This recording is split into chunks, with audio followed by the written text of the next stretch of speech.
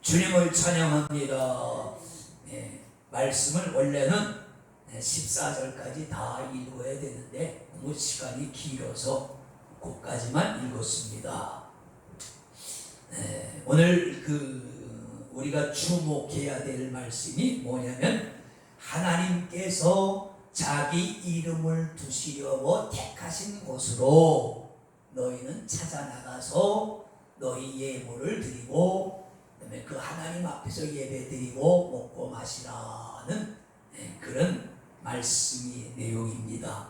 그래서 오늘 제목을 자기 이름을 두시려고 택하신 곳이라 그랬습니다.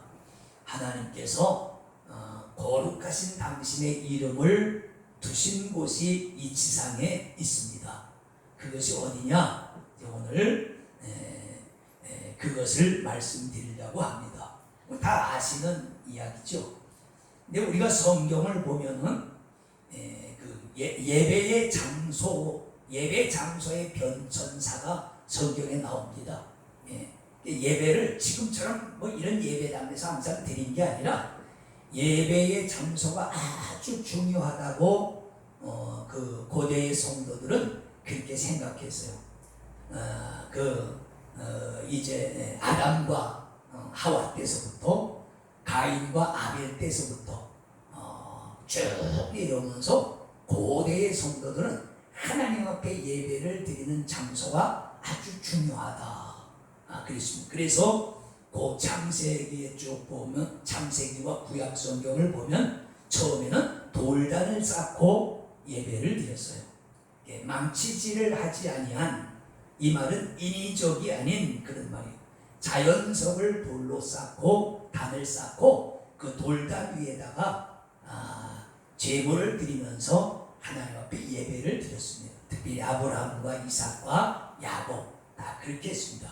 그러다가 이제 그 출애굽을 하면서 이렇게 광야에 나오면서 예배를 성막, 텐트를 치고 거기서 석을, 영어 성경에서는 텐트라고 나오는데 우리는 성막이라고 했죠. 성막에서 40년 동안 예배를 또 드렸습니다. 그러다가 가나안 땅에 들어가서 정착을 하면서 이제 성전을 짓게 되죠. 그래서 솔로몬 시대 때서부터는 성전에서 예배를 드렸습니다.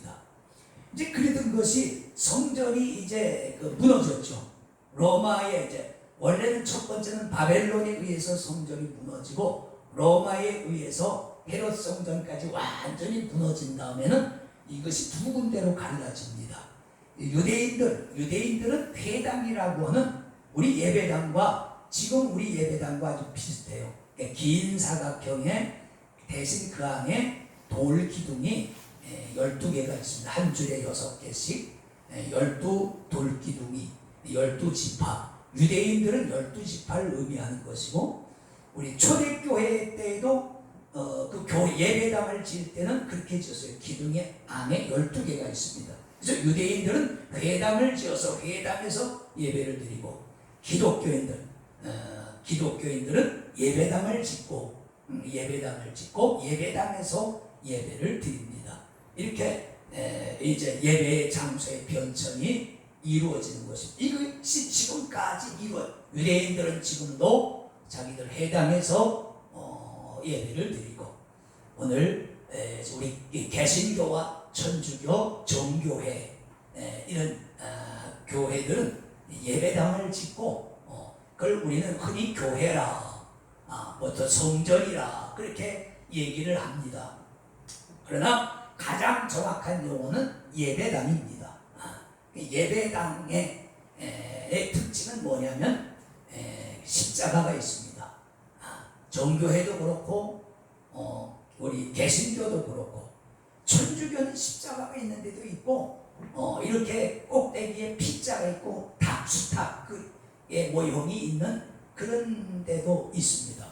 어쨌든 십자가가 있는 곳이 교회라고 자타가 모두 그렇게 공인하고 생각하고 있습니다. 그래서 우리가 하나님이 자기 이름을 두시려고 택하신 곳, 그러니까 이 신명기에서 말하는 하나님이 당신의 이름을 두시려고 택하신 곳은 어디냐면은 이때는 지금 광야죠. 광야니까 성막에서 예배를 드렸을 것이고, 그런데 오늘 하나님께서 말씀하셨어요. 너희가 지금 여기서는 그렇게 말씀하세요. 8절을 보면은 여러분 한번 성경을 오늘 본문을 다시 한번 확인하면서 가겠습니다. 8절 우리가 오늘날 여기서는 각기 자기 소견대로 하였거니와 너희가 거기서는 하지 말지니라. 그러니까 여기가 어디냐? 여기는 어디고 거기는 어디냐? 여기는 지금 광야예요. 광야고 거기는 어디냐? 거기는 장차 들어가서 정착해서 살 가나안 땅을 의미하는 것입니다. 근데 광야라고 하는 것은 불확실성이 있는 것입니다. 왜냐하면 이제 민수기에서도 보면 알지만 이스라엘이 광야에서 아주 여러 군데로 전진하면서 천막을 치면서 43년 동안 살았습니다. 그러니까 여기는 생활이 지금 정착되지도 못했고 안정되지도 못했어요. 보세요. 오늘 있다가 내일 구름이 떠오르면 또 부랴부랴 짐 싸고 또 가야죠. 가서 또 그냥 다시 또 텐트를 쳐야 되고 살림을 정비해야 되고 그래야 된단 말이에요. 얼마나 긴장되겠어요. 그러니까 여기서는 지금 안정적인 생활이 아니에요. 그래서 하나님께서도 이것을 아셔요. 모세도 이걸 알았어요. 그래서 여기서는 너희가 각기 소견대로 하였거니와, 그냥 각기 제 생각대로 했다 그 말. 왜? 아직 모든 것이 초기 단계고 정착되지 않았으니까 하나님이 좀 도와주시는 거예요.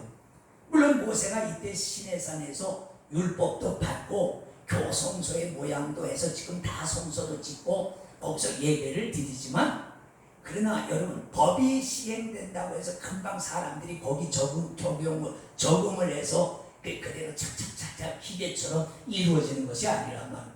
지금 우리가 사는 사회에도 뭘 하나 법을 바꾸려면 그것이 타당성을 검토하고 예비 기간을 두죠. 계몽 기간을 두고 그 다음에 단속을 한단 말이에요. 그러니까 바로 하면은 사람들이 헷갈려하고 모르는 사람들 많으니까 하나님께서 유예 기간을 주신 거예요.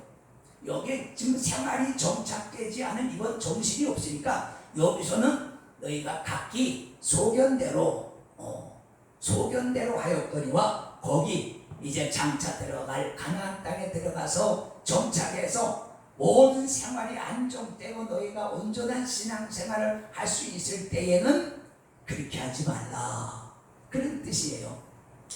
이 말을 오늘 우리에게 적용시켜 보면은 어떨까요?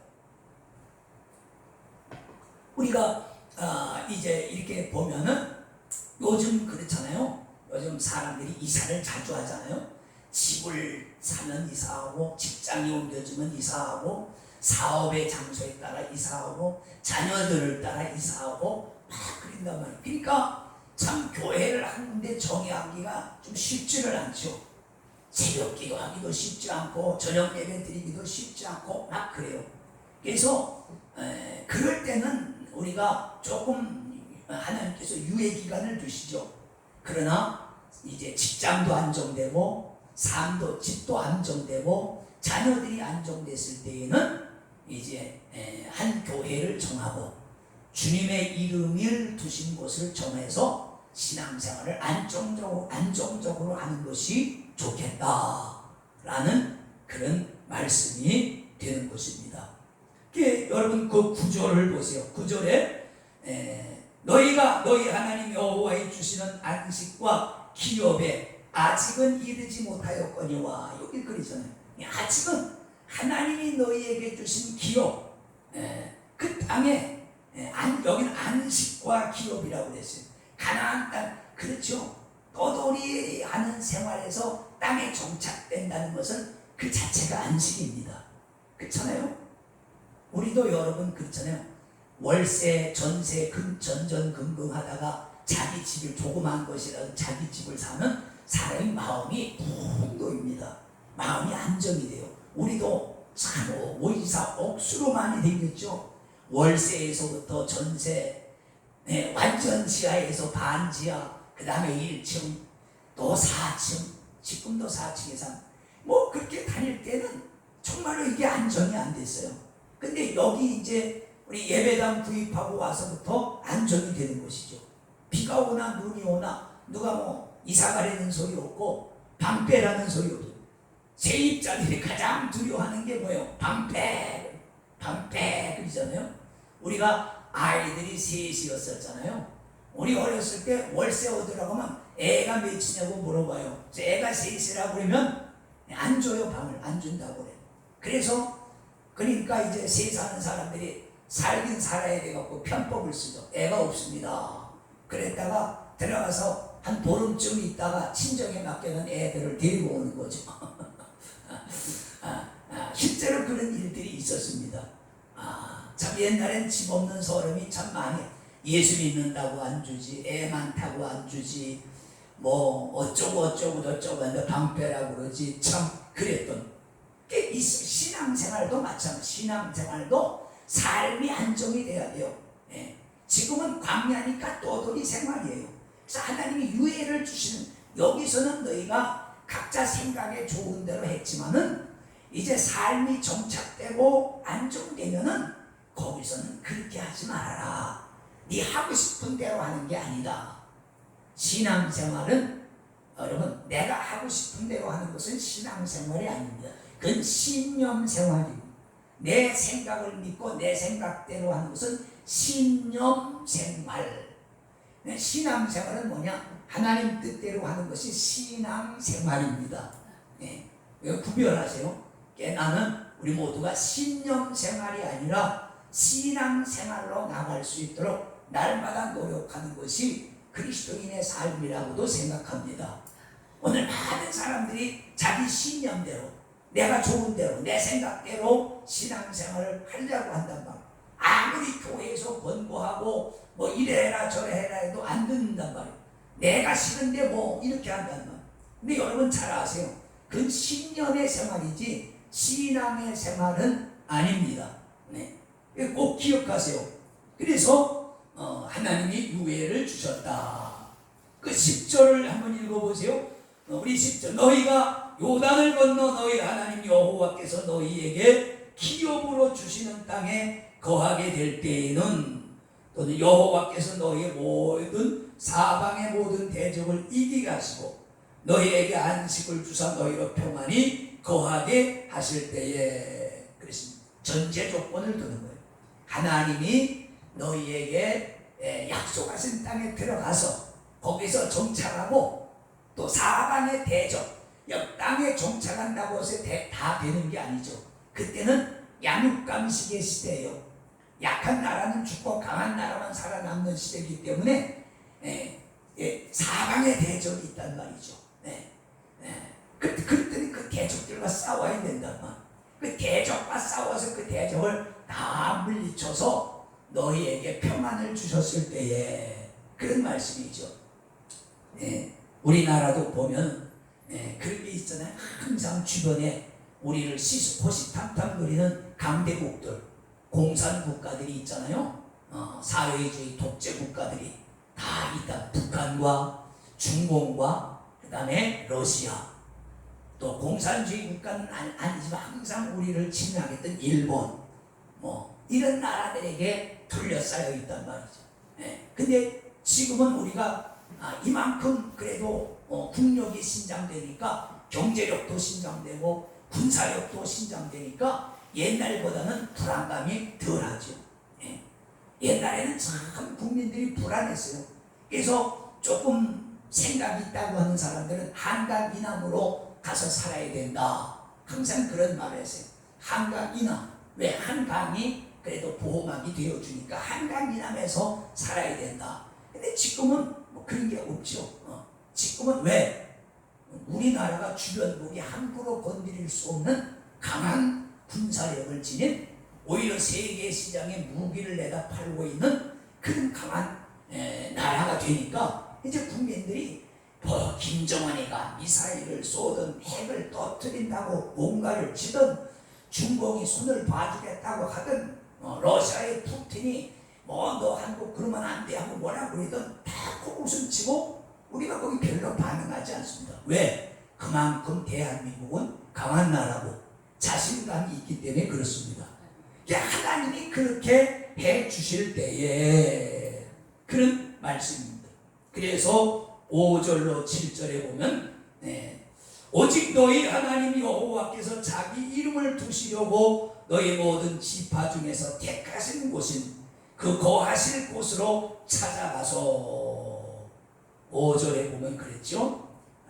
첫 번째는 하나님의 이름을 두신 그곳, 제단이 있는 성소가 있는 그곳으로 찾아가라. 찾아가라 그랬습니다. 할렐루야. 주님은 성경에서 가라고 그랬어요. 가라. 너희가 가라. 여기도 너희가 찾아가라. 앉아서 교회가 뭐니 가까네 힘드니 어쩌니 그러지 말고 그럼에도 불구하고 생활이 안정됐을 때는 예배당으로 찾아가서 그렇게 말씀하는 것. 이게 굉장히 중요한 거예요. 하나님이 찾아오실 때도 있지만 그건 개인적인 체험이고 예배자들은 하나님 앞에 찾아 나가야 됩니다. 그 찾아가서 그랬습니다. 거기서 예물을 드리라. 6절에는 너희 번제와 너희 희생과 11조와 너희 손의 거제와 너희 서원제와 낙헌 예물과 너희 우양의 처음나 첫 열매 너희는 그리로 가져다가 드리고 그렇게 말씀을 하고 계십니다. 자, 여기서 이 말이 참 중요한데 하나님이 자기 이름을 두시려고 택하신 곳 그것이 고대에는 제단이고 광야 시대에는 성소고 가나안 땅에서는 성막이고 오늘날에는 예배당인데 거기에 찾아 나가서 거기서 하나님 앞에 너희의 모든 예물을 드리라. 그러니까 아무데나 드리지 말고 누가 예언한다고 안수 받기 위해서 거기 가서 예물 드리거나 아무데나 개인적으로 인심 쓰지 말라는 말이에요. 여기서 이게 중요합니다. 하나님에게 봉헌을 드릴 곳을 정해주시고 그 다음에 그 하나 성도가 드리는 봉헌을 받을 자격을 말하는 거예요. 성도의 입장에서 이걸 어디에 드릴까? 하나님의 이름을 두신 곳, 예수 그리스도의 이름이 있는 곳, 아무데나 헌금 드리지 말라고 말해요. 하나님의 이름이 있는 곳, 예수 그리스도의 이름이 있는 곳. 주님이 그랬잖아요. 내가 내 교회를 세우리니 그랬다면 교회는 주님이 세우신 곳이에요. 이제 조금 이따 나오겠지만은 그래 아무데나 드리지 말라는 거예요. 주의 이름을 두시려고 택하신 곳으로 가지고 나가서 드려라. 어디에다 성도의 입장에서는 어디에다 드릴 것인가. 그 다음에 받는 사람 입장 그렇다고 아무나 받아서는 안 된다. 하나님의 봉헌은 누가 드린다고 해서 넙죽넙죽 아무나 받아서는 안 된다. 누가 받아야 됩니까? 주의 이름을 두신 곳에 있는 사람들이 받아야 되는 거예요. 그러니까 봉헌은 아무데나 드려도 안 되고 아무나 받아서도 안 되는 거예요. 예수 이름으로 되어진 그곳에서만 봉헌을 받아야 되고 예수 이름으로 합당하게 쓰여져야 된단 말이죠. 이게 굉장히 중요한 거예요. 그러니까 너희가 여기서는 네 소견대로 네 좋아하는 대로 했지만은 거기서 하나님이 주시는 안식의 땅에 들어가서 너희 삶이 안정되고 정착되고 대적을 물리쳐서 평안한 신앙생활을 할 때에는 그렇게 대충 하지 말라는 거예요. 네 마음대로 하지 말라는 거예요. 하나님의 이름을 두시려고 택하신 곳, 아까 그랬죠. 예배 장소의 변천, 고대에는 돌단에서, 광야 시대에는 성막에서, 가나안 땅 시대에는 성전에서, 이후에는 유대인은 회당에서, 기독교는 예배당에서 드린다. 그래서 예배당에는 저렇게 다 십자가가 있는 거예요. 저 십자가는 글씨는 안 써있어 예수 그리스도를 상징하는 것입니다. 여기는 예수 그리스도의 교회다 라고 말씀하시는 것입니다. 그 다음에 마지막 또 하나 보면 제사 후에는 하나님 앞에 먹고 마시고 즐거워하라. 7절을 한번 보겠어요. 거기 곧 너희 하나님 여호와 앞에서 먹고, 하나님 앞에서 먹고 너희 하나님 여호와께서 너희 손으로 수고한 일에 복 주심을 인하여 너희와 너희 가족이 즐거워할지니라는 감사해라. 그런 말. 그러니까 여러분 성경에서 여러분이 가만히 보시면 그런 걸 느끼십니다. 고대에서부터 초대교회까지 하나님 앞에 제사를 드리든지 예배를 드리든지 그 후에는 반드시 하나님 앞에서 먹고 마시는 것이 있었어요. 그 다 마찬가지. 구약 성경에서는 보면 반드시 가서 제물을 드리고 나면 일부는 피와 기름과 일부는 하나님께 태워서 드리고 나머지는 레위인과 제사장들의 음식